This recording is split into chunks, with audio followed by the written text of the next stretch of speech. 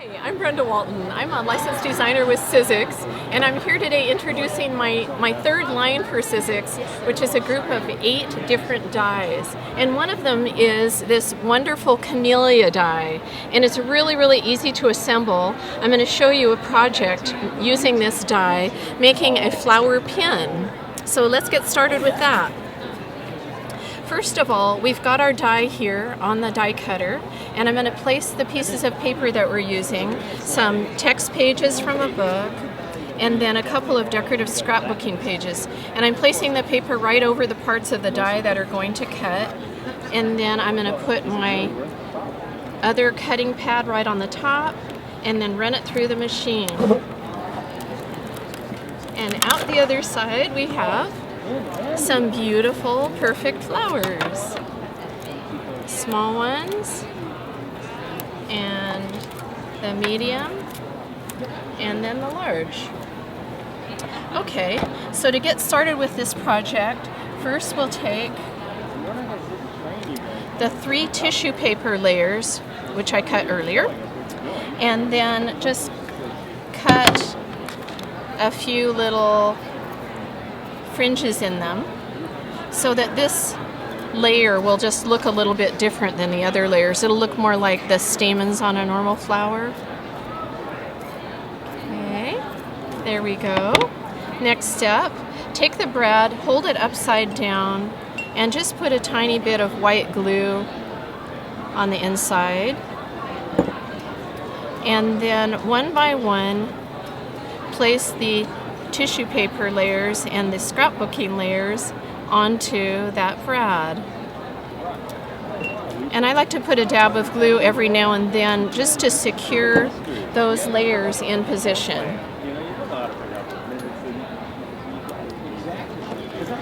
And then the scrapbooking paper. And then these are the medium-sized flower layers. Whoopsie. Just got to punch that hole in the center. Put that down for a sec.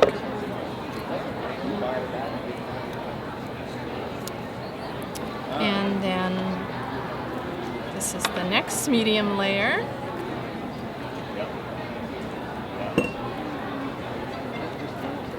Just like that. And then finally,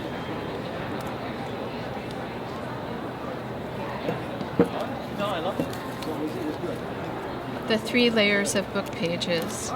And it makes a really nice background for the color because it really pops.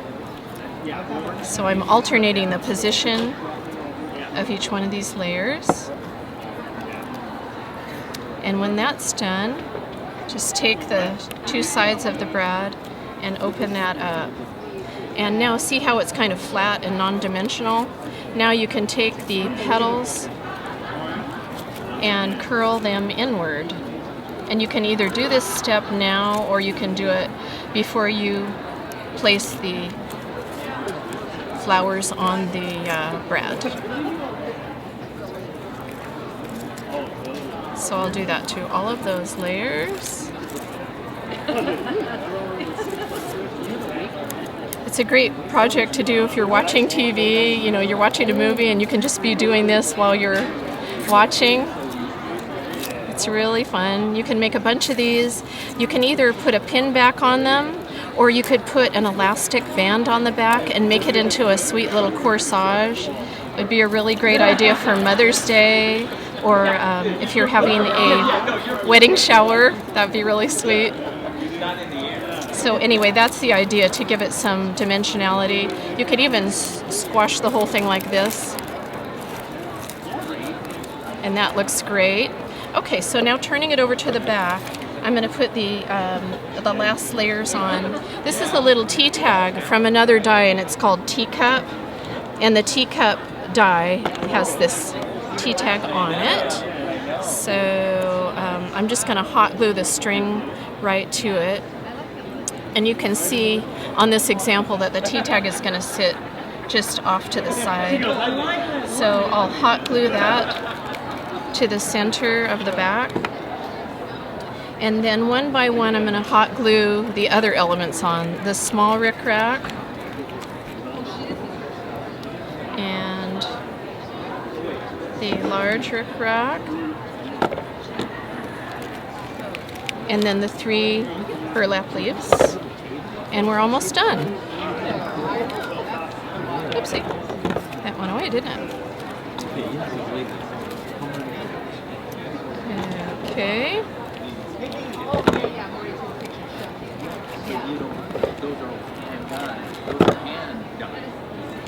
Can you believe that? Those are hand done. Okay. And then the next step is a little felt circle. And that's actually from my chandelier ornament die, but you could use any circle that you happen to have, or, you know, cut a little circle. And then pin back. Okay, and now I'm going to turn that over and see where the flat little brad is. I'm going to put a little dab of hot glue there and put that in position. And then this little metal pin back. It's about an inch and a half wide. Just put that right on the back. And that is ready to wear. Very sweet. So that's what it makes. A really simple project that comes together very, very easily. Be a really fun project for a party. Thanks for watching.